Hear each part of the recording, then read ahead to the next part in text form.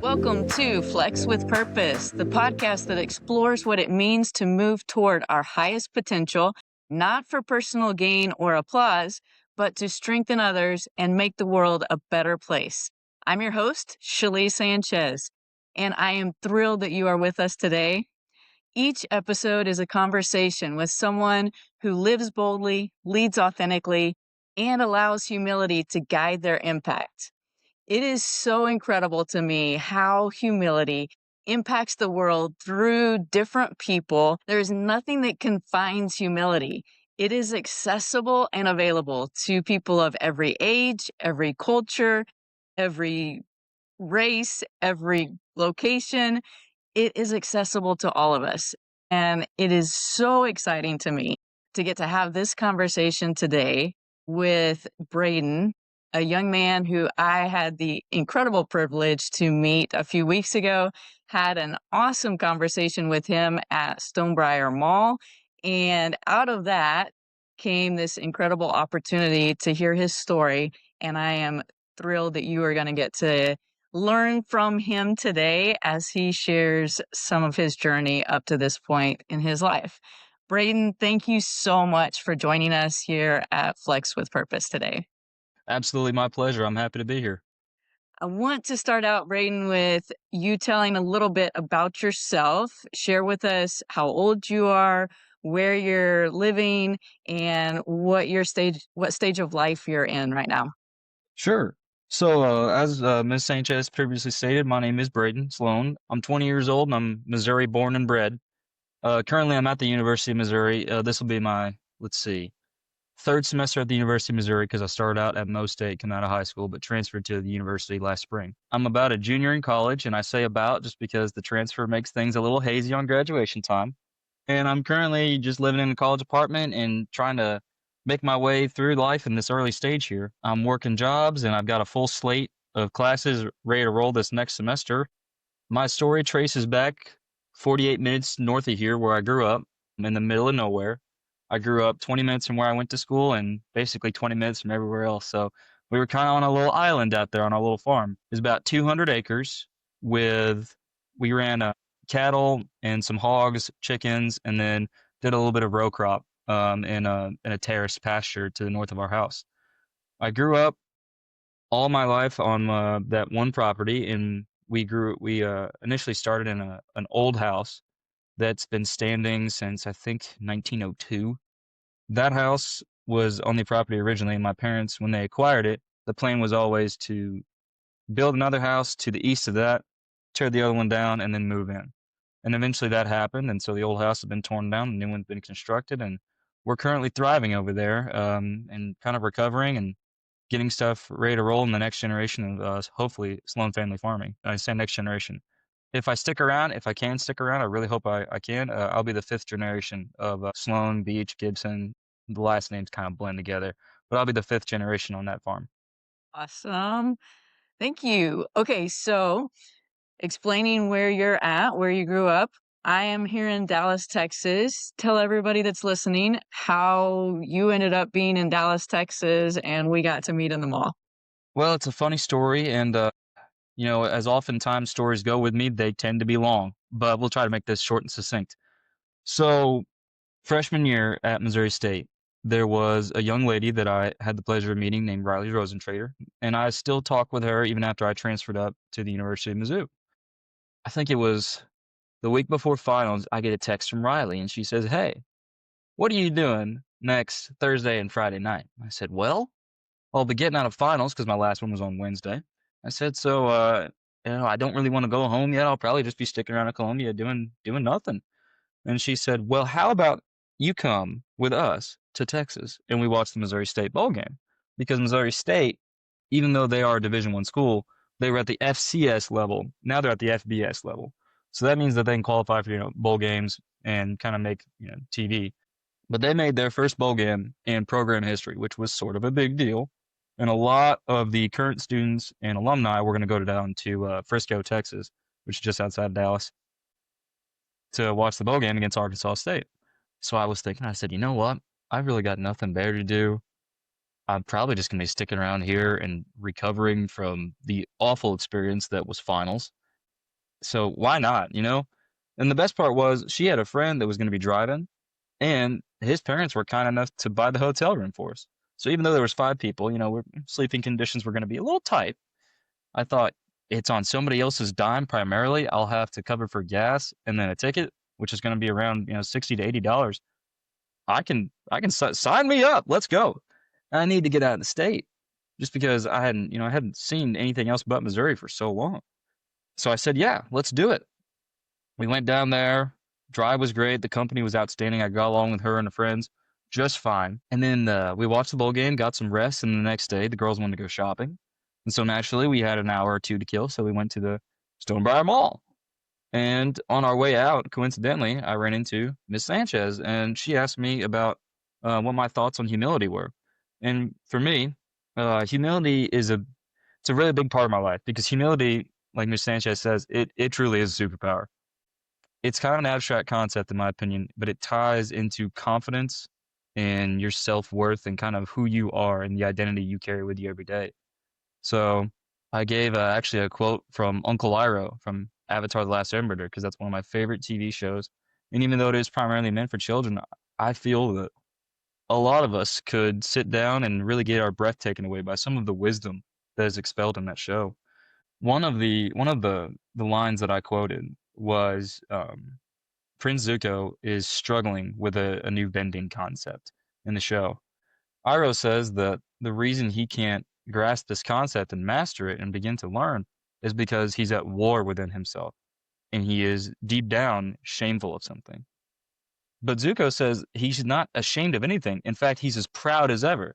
And then Iroh says this, and this line sticks with me every single day. He says, "Pride is not the opposite of shame, but rather its root. Only in true humility can you be at rest with yourself." And that I remember hearing that for the first time as a kid, not knowing exactly what it meant, but it just stuck out to me. And every single time I go back and rewatch that series, that scene always makes me kind of separate from myself and think really deeply about what's going on around me and who I am. And I just remember that with humility, it provides this blanket of security to you. So that even though, you know, in life it's so tumultuous, things move and twist and contort in a rapid fashion.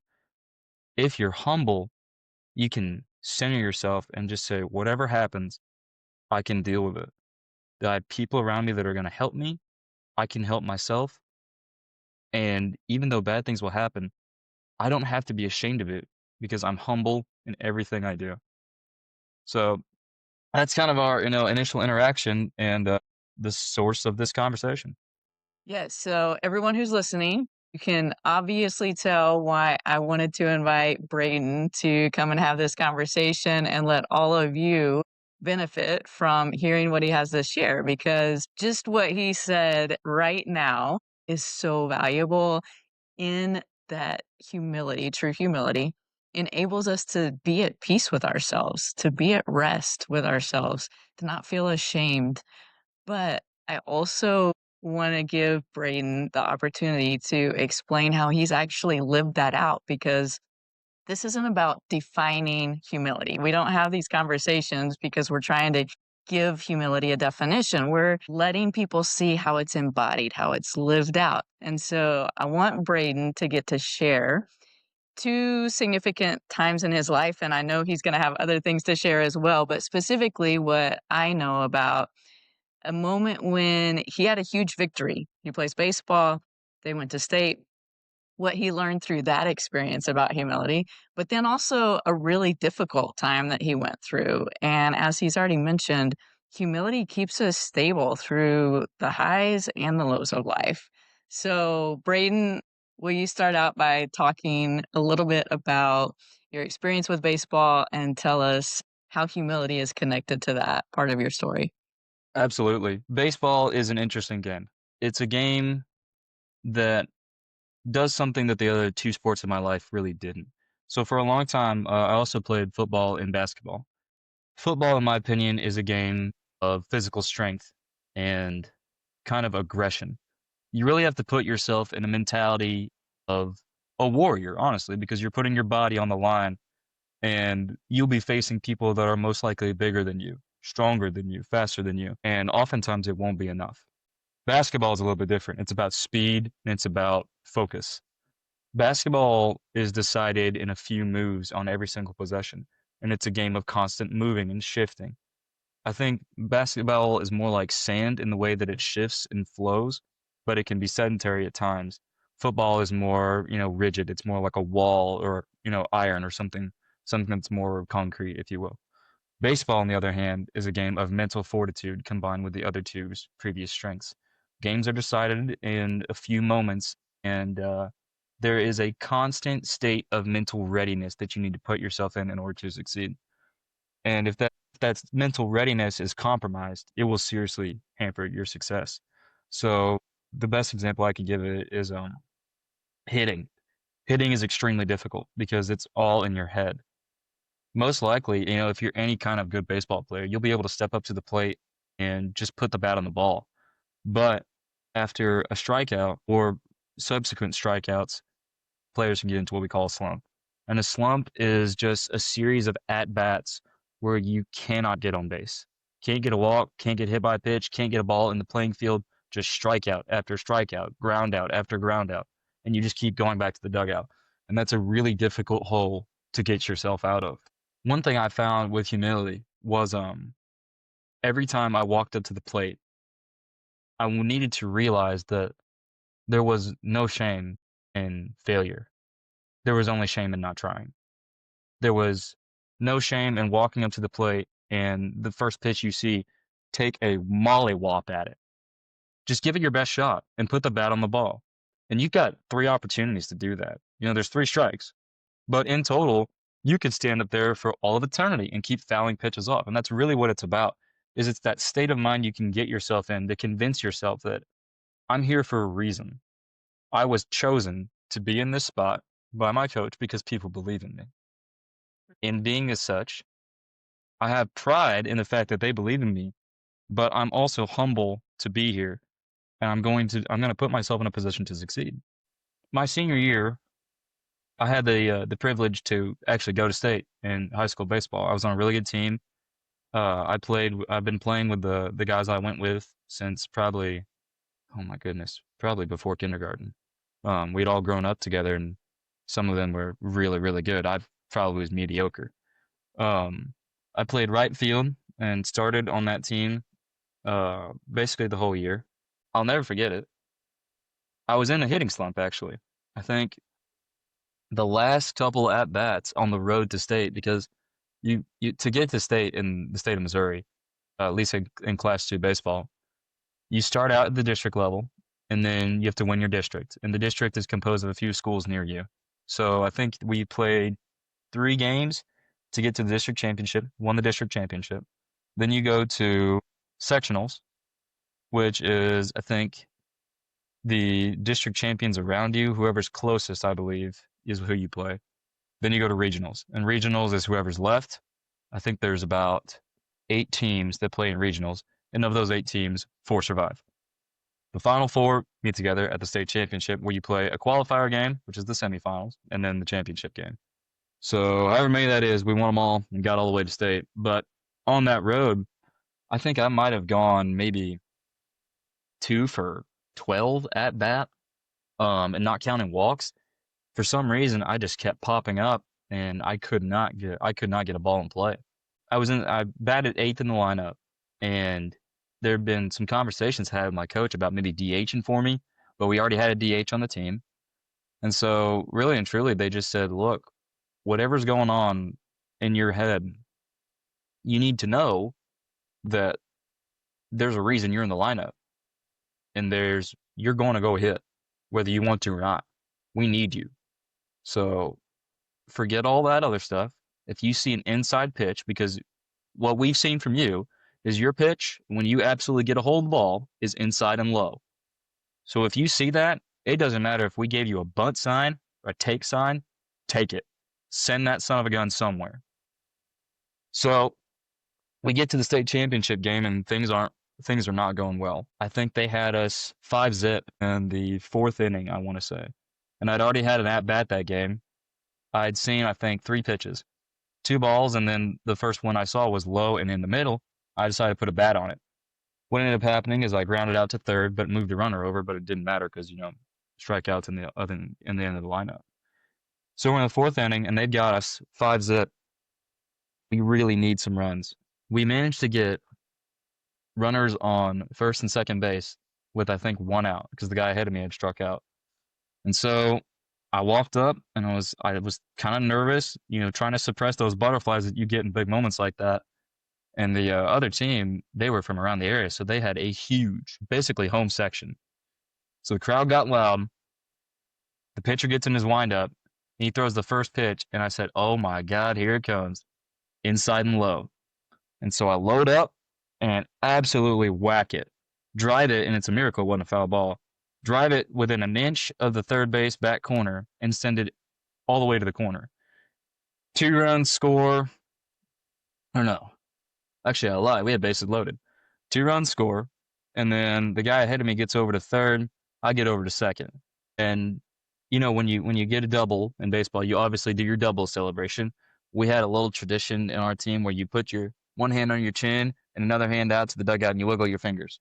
So I get to second, immediately do the double celebration, but after that, it's right back to where I was, mentally focused, locked in, because base running is a huge part of baseball. You don't want to get picked off. So I'm standing at second base, and I remember looking over and finding my mom in the crowd, and a little tear shed from her eye because that was her favorite place to put a baseball ever. And she'd always told me that it's either a dribbler or a drive in the corner that she loved.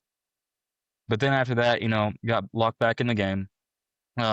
Unfortunately, the game did not go our favor. I didn't actually get a chance to hit again. We had just some defensive errors and then couldn't put enough runs on the scoreboard, and actually we got run ruled in, I think, the 5th inning. But that just goes back to humility. And I mean, ultimately, I don't look back at that game with really any regrets, even though it was kind of an embarrassing loss. I look back at it and I kind of reflect and I think, maybe there was a few things I could have done better, but that's always going to be the case. There'll be micro imperfections that you can look back and critique yourself on. But through humility, you can realize that it doesn't matter. You left it all out on the field. What you gave was your best. No one can say it wasn't. There's pride in that, but ultimately there's a lack of shame, which comes from that humble source. So whenever I look back on my baseball experiences, and I've had a lot of them, some good, some not so good. I mean, I've been playing since in kindergarten, and there were colossal failures and legendary successes. But in all of it, I look back and I'm humble in the fact that that time in my life is over. It's all left on the field, and I have no regrets. Really appreciate you sharing that story and letting people have those takeaways about how humility impacts those experiences in life, whether it's that we had a significant victory or whether we had a loss, how humility can guide us to respond to it in a way that is really healthy. And like you continue to emphasize, that keeps us free from shame, allows us to continue moving forward without regret. So there's moments like that in our lives, but there's also really hard, challenging, unexpected things that happen in life. And I know that you've been through something like that. So will you share with our listeners some of what you went through, specifically with your family and your dad, Yeah, and what came out of that? absolutely. So we're going to shift into a little bit more of a mature and kind of heavy-hearted sector of my life here. I suppose we'll go back to the beginning of it. So in 8th grade, I believe, we had a conversation.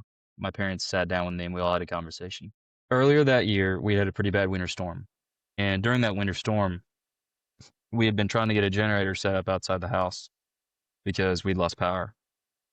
And during this storm, my father was pretty sick to the point where his actual performance was affected, and his mood was affected, and his physical ability was dampened, which is very rare For anybody that knew my father, they would know that that is a man that did not let himself become hampered easily.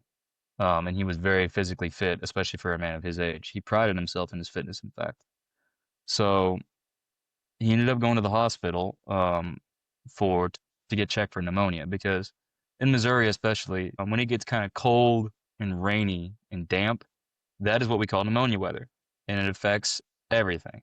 So if you're not careful and you don't bundle up properly, you have a chance to get pneumonia, which is a very nasty case, and it can actually knock you out of the ring for quite a while. So my sisters and I, we thought that Dad had just come down with a case of pneumonia or maybe a stomach bug or a flu and just wasn't feeling well. After school finished up, we all sat down and we had a conversation about what the actual diagnosis was. And it turned out that my father had stage 4 lung cancer. He had lesions in both of his lungs, so they couldn't simply just biopsy their way out. And while the lesions were relatively minor, they were growing and malignant. So from that point on, I think they gave him about a year just because it was stage 4 and growing pretty rapidly. So the initial mood was very grim. And there were plans laid forth to set up the farm so that when he was gone, we would be set up. What actually ended up happening is that my dad somehow managed to go to war with cancer and turn a year-long diagnosis into a 3 or 4 year long battle, in which he ultimately lost in May of 2022. After that loss, I still had about a week and a half of school left, if I can remember correctly. So I finished out school and just kind of looked this situation in the eye and thought, I can either sit here and come to grips with what actually happened, or I can just take action and figure it out as I go. And so I did. I had the privilege of going to Washington, D.C. the summer immediately after it happened. I had a wonderful job working for a farmer near me who I'd worked with in the past with my dad. And then I actually went into my senior year, played football, played baseball, was involved in school and involved in the FFA and just kind of existed. But unfortunately, the summer of 2022 was a pretty bad drought. And then the summer of 23 was no different. In fact, it was a record-setting drought in our area of Missouri. There's a farmer near us, Mr. Moody, and we've had an agreement that has stood, I think, 3 or 4 generations with him about just the way our row cropping goes. And I remember him coming out to the house one day in June and telling me that it was the driest he'd seen it in 70 years. What's essential to understand about this is that our cattle herd was started with 4 cows, one for each of my siblings and my father. And over the course of about 15 to 17 years, we grew that herd from 4 cows to 45. So I remember the last Christmas that Dad was around, and this was a man that didn't show emotion very often, and he was very regulated and very composed. We were getting ready to feed cattle because it was cold as all get out, and I was opening the gate up for the tractor to come in behind me that my dad was operating. And I remember hearing the tractor stop and the door open, and he came out and he hugged me. And he told me that everything we had built was going to be mine. And that when he was gone, it was my job with my siblings to make sure that it stood and that it was taken care of. And I just didn't really know what to say in that moment other than I will. So when the time came, I had been taking care of the cattle for, the summer after he passed and all through that winter, and things were not great. We were out of hay because we didn't get a cutting due to the drought in the previous summer. And then now to the drought in the summer of 23, we didn't have any grass. And then the ponds dried up. And it got to be about first week of July, and I was looking at my cattle, no water, nothing to eat but the hay I could by, and the pasture was basically scorched. And everybody else is in the same boat, so hay's running out around the area. I heard people were trucking in hay for about, I think it was 130 to 150 dollars a bale, which is ridiculous. And after that, Mom and I had a conversation, and we decided we were gonna have to sell because it had gotten to the point where the cattle were starting to break down our fences, and I just was not around and didn't have the manpower to get them all fixed in time. And even if I did, they were gonna break them down anyways because there was nothing to eat and no water. So, um, we ended up selling every last one of them because we had no choice. That was really hard because, like I said earlier, whether he meant to put all that pressure on me or not, the heat was definitely on to keep the dream alive. Because my parents, they started from borderline nothing, bought their own place, built all the infrastructure, and the hope was that we would have more than they did. But I felt like it was my fault for letting that all go away. And 18-year-old me was not in the state of mind that I am now about humility and kind of the life philosophy I have. That's not the mindset I had when I was 18. And how could it be? I mean, I was still young and developing. I hadn't had some of the experiences that define me. But in that moment, I looked out for the first time in my life, an empty pasture, dried up ponds, and scorched grass. And I thought, this is my fault. In reality, it's not. For one, it wasn't my fault. It was the results of record-setting drought and catastrophic heat.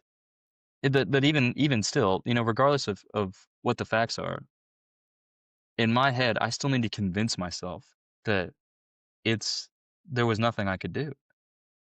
And one of the ways that I've done that over the years, and this is something that I wrestle with a whole bunch, is my father would be proud of the way that I handled that.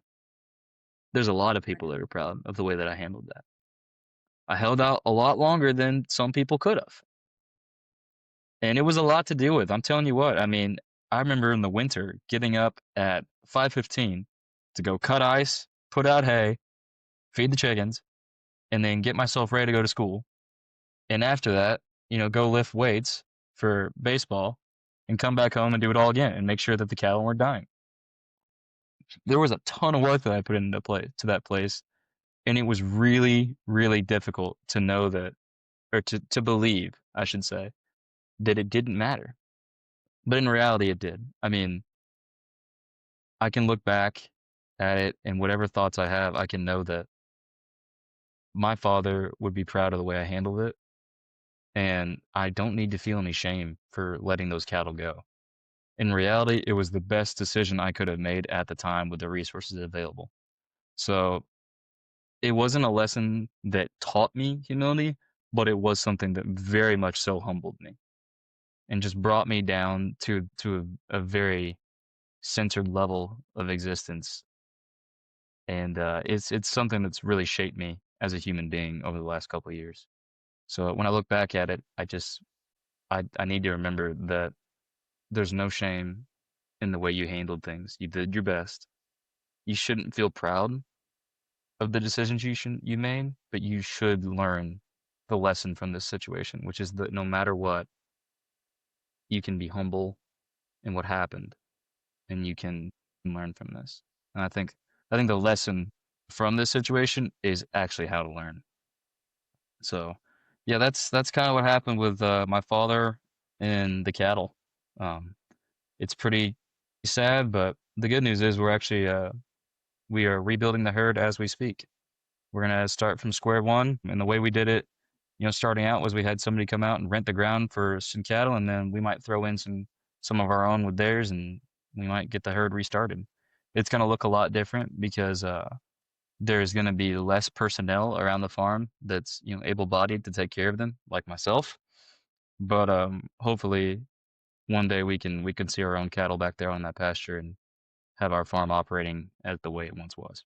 I really appreciate, Braden, your willingness to share that story. and the details that you shared about how that impacted you. Appreciate your willingness to be vulnerable with all of that. It is really important, I think, for all of us to know that we're not going to be able to go through life knowing everything and being able to respond to everything in the moment.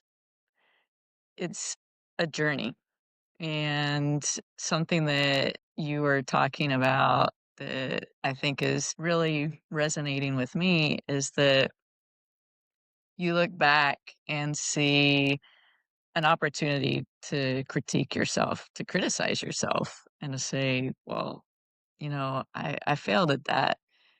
But you make a choice not to.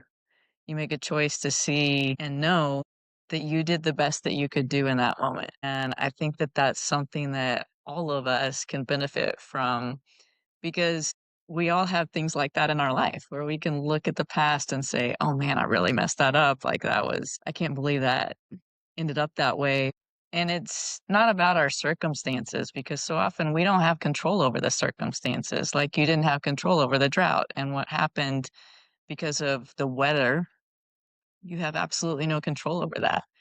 But the circumstances do create extremely challenging part of our story where we respond to that and learn from it and grow in the midst of it. And instead of looking back, feeling that shame or allowing that to impact us in a negative way, we choose to see it through a lens of there's something I can learn. There's a way from that experience that I'm going to become a person who's more resilient, a person who's able to see things in a way that will allow me to have that kind of mentality of, okay, this is what is happening right now, but I get to choose how I'm going to respond to it. And as you think about like the different things that have happened since then, it was really encouraging. This was something that you hadn't shared with me yet, to know that now there's opportunity that's being presented for a new herd to be created. And so there's that excitement of, okay, this is the story's changing again, right? Yeah. Because that's how our lives are. There's valleys and then there's mountaintops, and we go through different seasons, and the point is to not give up, to keep moving forward, to keep looking for those opportunities that will be presented. And so I'm excited to hear that that's the case with you and your family right now and what's ahead for you at this point. However, I want you to touch a little bit on something that you shared right when we got into the studio today, and you were talking about journaling and talking about your grandmother. That's so important. And actually, I had an opportunity last night to meet with a group of women that I'm in a book club with, and we were talking about how humility really enables us to have deep connections and relationships with people. And so you've shared that in all the conversations that I've had with you. That has been something that has really been highlighted to me, is how much you value the people in your life and the relationships that you have.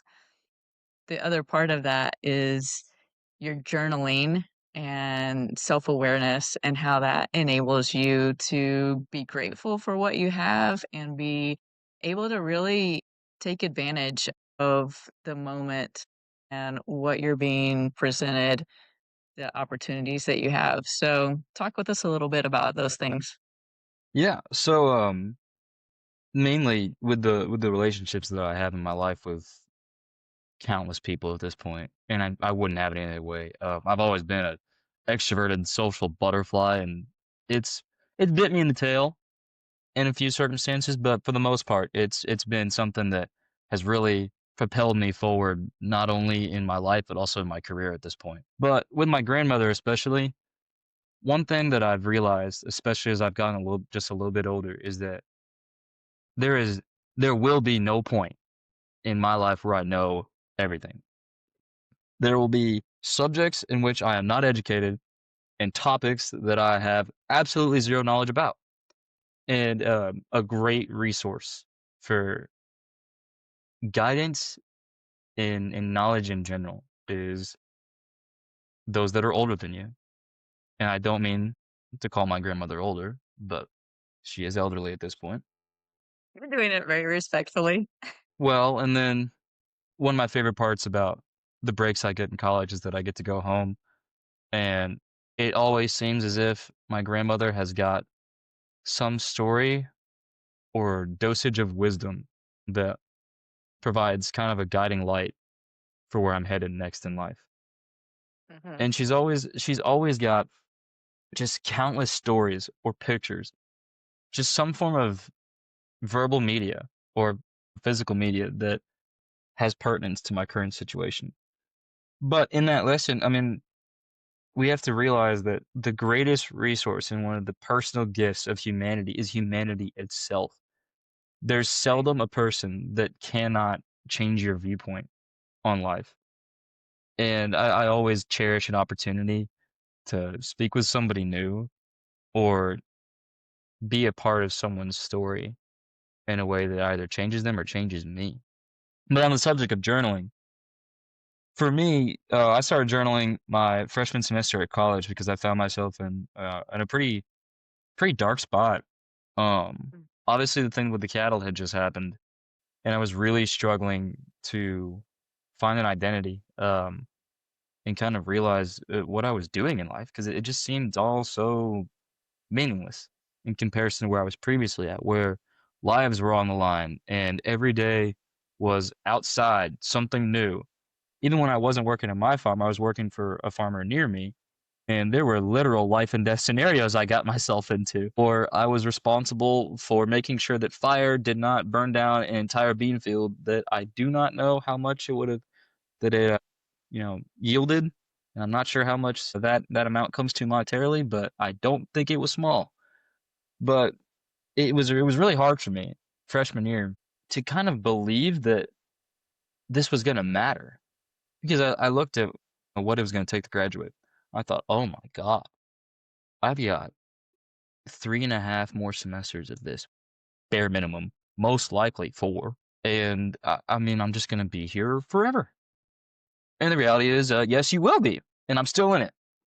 But I remember not being able to get my thoughts to slow down, and it impacted my sleep. It impacted my studies, and I thought there's got to be some outlet for this. And so Mhm. I just opened up a Word document and went for it. Initially, I set my cat at I think 550 words, but I found that was nowhere near enough to expel all the thoughts in my head. Because if you can't tell by our conversation, I'm a little scatterbrained sometime, and I just kind of ping pong off of stuff, which is just the way that I am. So after that, I would just put the time I started writing and the time I finished writing, and I would try to keep that underneath an hour. Most of the time, I average about 45 to 50 minutes.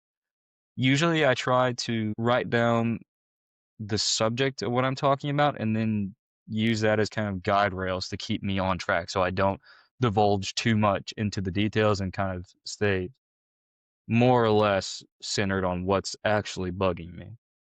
And I've been doing that for the better, let's see, so that's going to be those 2 years come this fall that I've been writing. I used to write, I think it was every day, but that's just impractical with my current college schedule and my work schedule.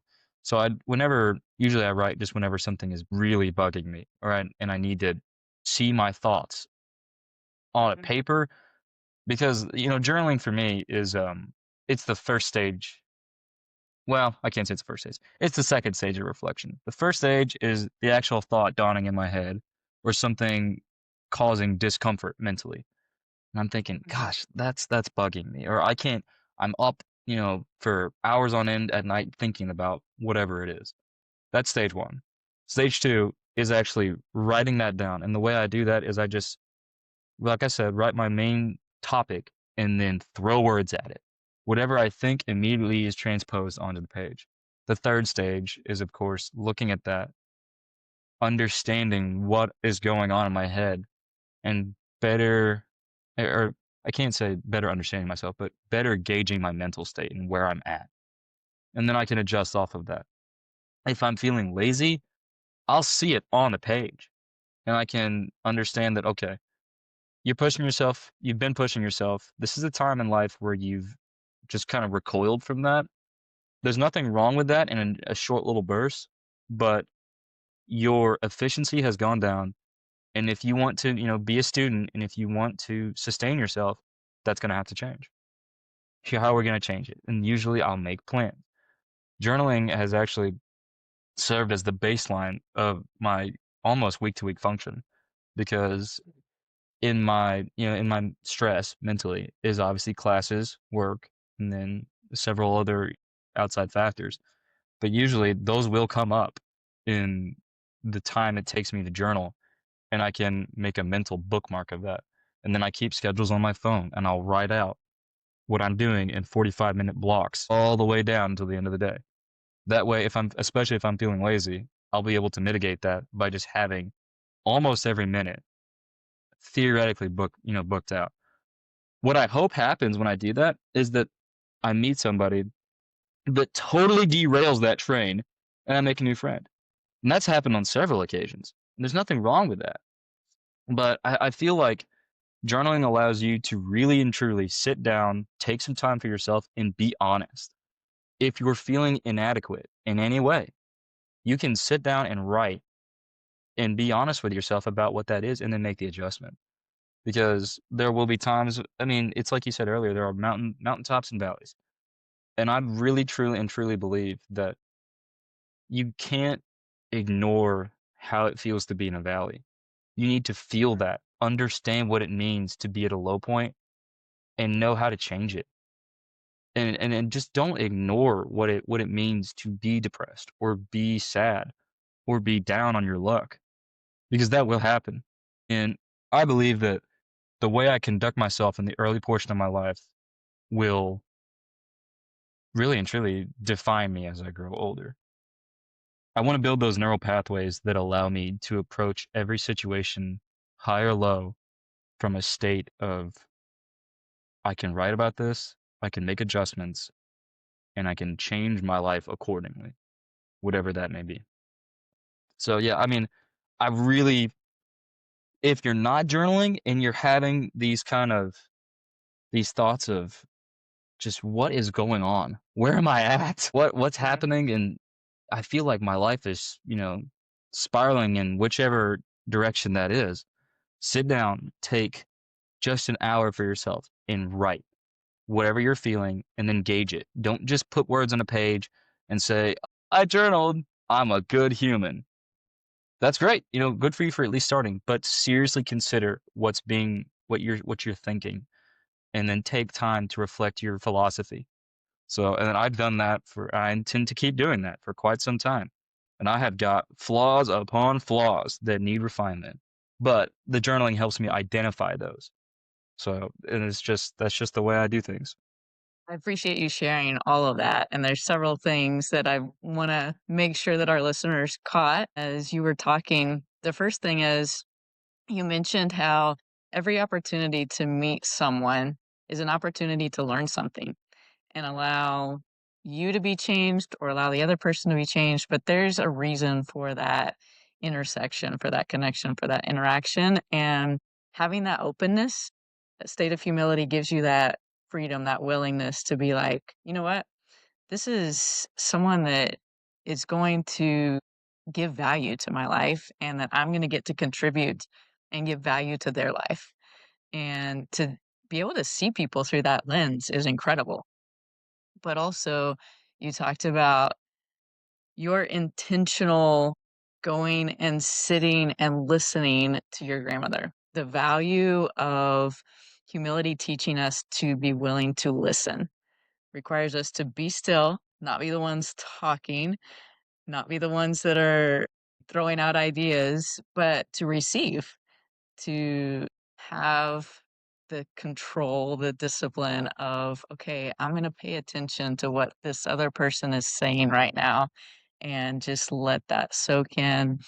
So I think that that's something that we can all continue to practice and learn like how to listen well and how to really allow ourselves to give our full attention to someone else who has that, as you mentioned, the wisdom, the experience, the things that we don't know, and have that posture in ourselves of, you know what, I have so much to learn still, regardless of what age we're at. I mean, I'm at 45 now, and there's still way, just like so many things for me to learn, but that continues throughout our life. And then the other thing that you were talking about, journaling, there's so much in that you said that I myself have learned and had several coaches who have helped me realize how journaling gets us to be aware of those subconscious beliefs that we have that sometimes we're not even noticing or realizing how they're impacting our behaviors and our actions until we take that time to get it out on paper and do it as an observer, to just write it out and sit back like an observer of our life and then notice and see what needs to shift and what are the adjustments that we can make in order to move in the direction that we want to. So, thank you again for sharing all of that. So many good things in there. We're getting to the end, to the conclusion of our conversation, though. And so, as we wrap up, I want to make sure that I give you a few minutes here at the end that you can share the last encouragement or things that maybe you have had in mind that you really wanted to say to the listeners and you haven't had an opportunity to do that yet. But just wrap us up with your thoughts, Braden, about your journey and how humility can really be beneficial in all of our relationships, in our decisions, and the experiences that we have in life. Well, I think one thing that I was told a lot growing up is that the world does not revolve around you. Um, and it's to tie into humility. That is a very humble viewpoint on the world. To just understand that you're you are conscious that views the world through the eyes in your head, but there are other people who are in the same place. And it was something that occurred to me a long time ago. I remember I was in art class in 5th grade, and I thought, so I'm seeing things through my eyes, but you're in the same spot. You're seeing things through your eyes. How do I look to you? How does the world look to you? And I think that thought has stuck with me for quite some time because it's a very existential viewpoint. When you realize that when you see a human, they're viewing things through their own eyes. They don't see things like you do. They see things through the way that their mind works. And then it's a very weird thing to think about, and it's something that kind of directs me. And I've always it's a very hard thing to do in in heated moments. When I'm hot, tired, sweaty, or my least favorite whole, devil's trinity, which is cold, wet, and hungry. Never three at the same time. Oftentimes I forget these things and I find myself in this negative state of mind where I'm thinking, oh my goodness, it's cold as all get out. I can't feel my fingers. I haven't eaten since sunrise, at least. And oh, look at that. Here comes the rain. Now it's going to get even worse. But I think in those moments, especially if you're working with someone or if there are people near you, you just remember that they're in it too. They're knee deep. Don't forget that everybody else is knee deep. And one thing that I've learned in college is that some people have a better head start than you. Some people don't. And there's no reason to be envious or jealous of the position that they're in because just the same as you did, they're here probably because they want to be. I'm here because I want to be. I like to think that I have that control in my life to at least put myself in the physical location where I'd like to be. Sometimes I don't. Sometimes there are things that have to be done. But most times I get a say in one form or another. Other people get a say too. And I really do think that if more people could take a step back and understand that when they see a person, they are in fact seeing the world through their own eyes, we would be able to understand each other a lot better and have some compassion and some empathy. But I like to think for the majority of our existence on Earth, our purpose is to help others share their, not shoulder their burdens, but take a little bit off their shoulders. And humanity as a whole is here to support each other. So I really feel like in my day to day, even though I'm only 20 and I'm still getting started in my life, there are small ways that I can help other people. And oftentimes that's just by being the little social butterfly that I am and talking, listen to what they have to say, hear their story, hear about how things are struggling or hear about how things are good, and sincerely listen to them. Don't just nod your head and go through the motions, but understand what they've got to say and provide your own input. You've definitely benefited all of our listeners by being here today and sharing your story. So, really appreciate you, Braden, very much. Appreciate what you've shared, appreciate who you are, and wish you the very best in everything that you do. Likewise, right back at you.